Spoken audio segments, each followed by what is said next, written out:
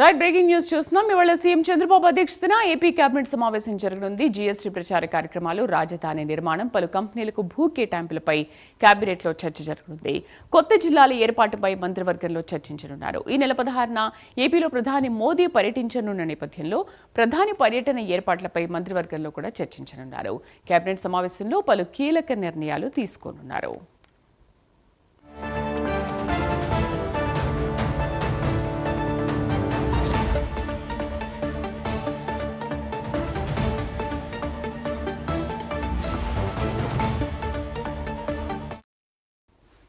ఇవాళ సీఎం చంద్రబాబు అధ్యక్షతన AP cabinet సమావేశం జరగనుంది. జీఎస్టీ ప్రచార కార్యక్రమాలు, రాజధాని నిర్మాణం, పలు కంపెనీలకు భూ కేటాయింపులపై కేబినెట్లో చర్చ జరగనుంది. పూర్తి సమాచారాన్ని మా కరెస్పాండెంట్ రవికృష్ణ లైవ్లో అందిస్తారు. రవికృష్ణ, ముఖ్యంగా ఇవాళ 20 అంశాలపైన చర్చించనున్నట్టుగా తెలుస్తోంది. ఈ 20 అంశాల్లో దేనిపైన అధికంగా చంద్రబాబు నాయకత్వం ఫోకస్ చేయనుంది? అంటే శ్రీదేవి, ఏదైతే ఈరోజు మధ్యాహ్నం 3 గంటలకు ఏపీ కేబినెట్ సమావేశాలు జరుగుతాయి. ఈ ఏపీ కేబినెట్ సమావేశానికి సంబంధించి వివిధ శాఖలకు సంబంధించినటువంటి ప్రతిపాదనలు ఏవైతే ఉన్నాయో వాటన్నిటిని కూడా ఈరోజు అయితే మాత్రం చర్చించేటువంటి పరిస్థితి అయితే ఉంటుంది. ప్రధానంగా కూడా ఏదైతే ఇక హంద్రీనివా ప్రాజెక్టుకి సంబంధించినటువంటి ఈ లిఫ్ట్ స్కీమ్కి సంబంధించిన అంశము, అదేవిధంగా కూడా ప్రకాశం బ్యారేజీ దివిసీమకి వరద కారణంగా ఆ వరద నష్టం జరిగింది. అదేవిధంగా కూడా అక్కడ చేయాల్సిన మరమ్మతుల గురించి కూడా మాట్లాడే అవకాశం ఉంటుంది.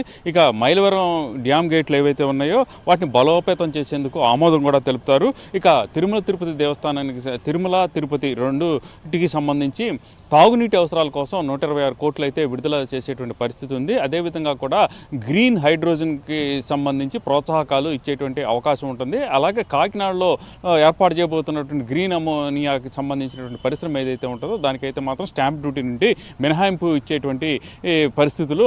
అలాగే ఇక ఎండోమెంట్స్ డిపార్ట్మెంట్ 19 చట్టం ప్రకారం అక్కడ ఉన్నటువంటి పదం ఏదైతే కుష్టు వ్యాధి అని ఉందో ఆ పదాన్ని కూడా తొలగించేటువంటి పరిస్థితులు అయితే ఉన్నాయి. ప్రధానంగా కూడా ఇక్కడ మనం అబ్జర్వ్ చేస్తే మాత్రం దీనికి సంబంధించి ఈ లిఫ్ట్ ఇరిగేషన్ స్కీములకు సంబంధించిన అంశాలు, ఉరవకొండ వజ్రకరువుకు సంబంధించి, మిడ్ మానేరు ప్రాజెక్టుకు సంబంధించి వీటన్నిటికి సంబంధించిన ప్రధానంగా కూడా వీటిని చర్చించే అవకాశం ఉంటుంది. వీటితో పాటుగా కూడా ప్రధాని ఈ నెల 16వ తేదీన ఈ కర్నూలు వస్తున్నారు. వచ్చినటువంటి సందర్భంలో అక్కడ ఏ విధంగా ఆయనకి స్వాగతం పలకాలి, అదేవిధంగా కూడా ఏ కార్యక్రమాలు నిర్వహించబోతున్నారు అనే దాని మీద కూడా చర్చించే అవకాశం అయితే పూర్తిగా ఉంది. ప్రధానంగా కూడా ఆయన 16వ తేదీన ఈ కర్నూలులో ఉన్నటువంటి ఈ శ్రీశైలం వెళ్తారు. శ్రీశైలం మల్లేశ్వరిని దర్శించుకుంటారు. ఆ తర్వాత అక్కడైతే ఆయన రోడ్ షో కూడా నిర్వహించేటువంటి పరిస్థితులు ఉన్నటువంటి నేపథ్యంలో ఎటువంటి చర్యలు తీసుకోవాలనే దాని మీద కూడా చర్చ జరుగుతుంది. ప్రధానంగా కూడా జీఎస్టీ ఏదైతే జీఎస్టీని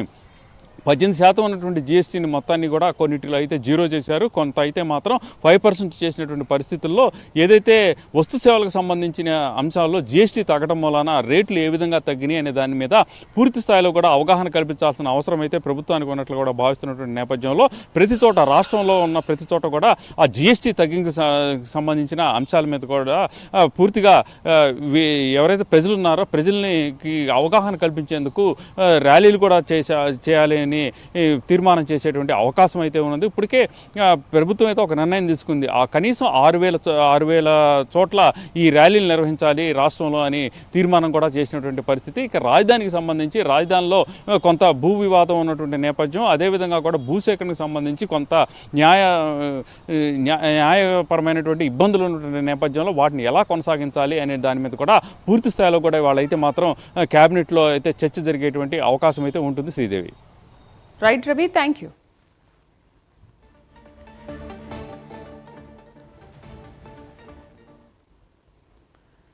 నేడు తెలంగాణకు కేంద్ర మంత్రి రాజ్నాథ్ సింగ్ రాబోతున్నారు. హైదరాబాద్లో పర్యటించనున్నారు. హైటెక్